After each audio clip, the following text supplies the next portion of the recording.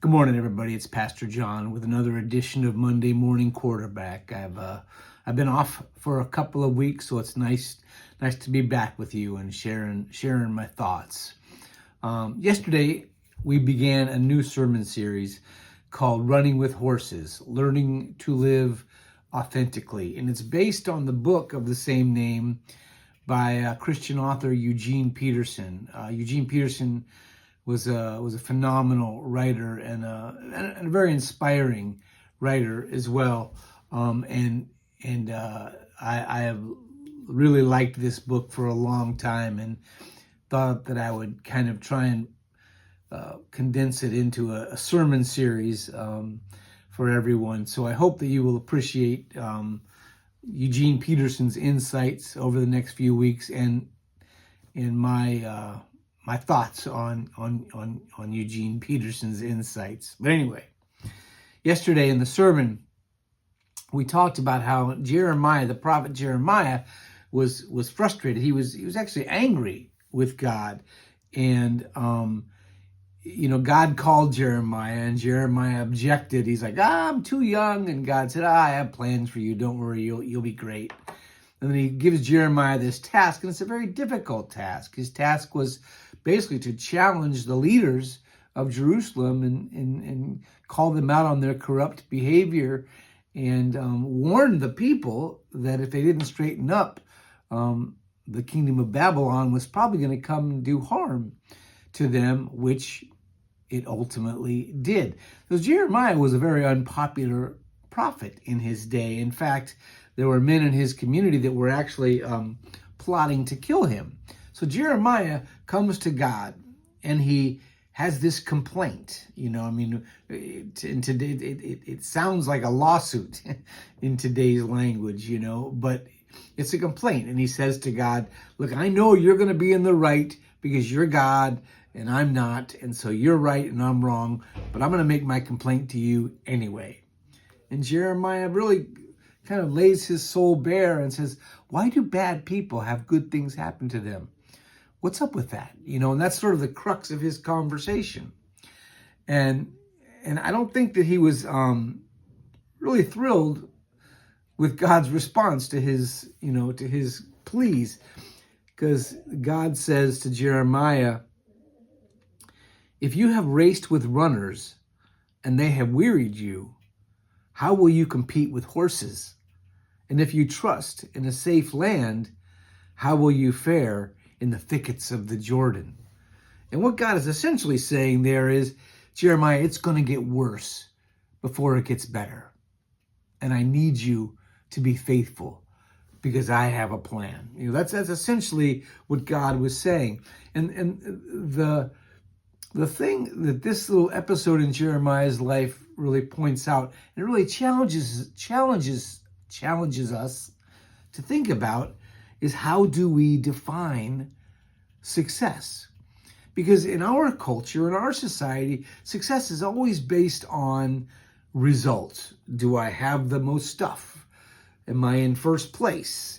Am I, all these things, am I on top of the heap? That's success.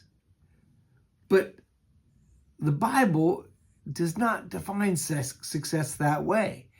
In fact, if you read the Bible throughout, you will see this come up again and again and again. Success in the Bible is not defined by winning. Success in the Bible is defined by faithfulness. And faithfulness does not always lead to winning or success, at least as our world understands it. Okay? Faithfulness just means that we trust in God and we rely on God. And that's how the Bible defines success.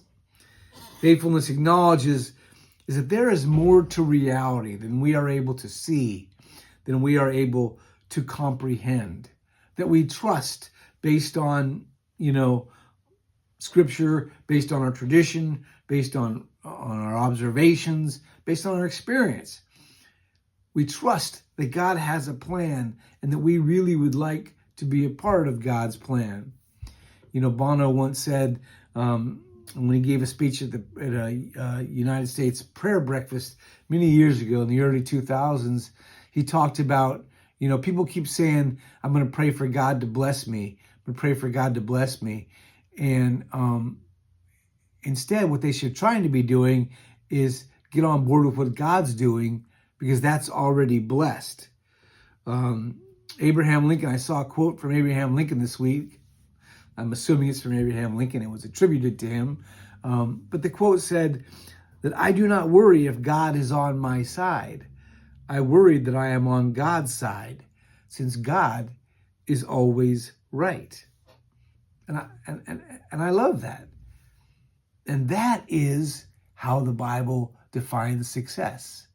It's not, do we have, the biggest house, or do we have the most stuff, or do we have, the most beautiful things, or whatever. Any of the markers, that we would use today. Are we the most popular? Do we have, more people on social media? Do we have more likes? Do we have more this, that? That's not success. That's not success, according to the Bible. The Bible does not define success by those results that our culture lifts up. The Bible defines success by being faithful. And it recognizes sometimes that will lead to results diametrically opposed to what our culture considers to be success. Jesus was faithful unto death, even death on a cross, as Paul says in Galatians. And we reckon that as success. But I think that as he hung there, the world viewed him as a loser. And so this episode with Jeremiah really challenges us to think, and to think hard, and to think seriously. What is success? Well, if the Bible is to be believed, success is faithfulness to God. Have a wonderful week, my friends. God bless.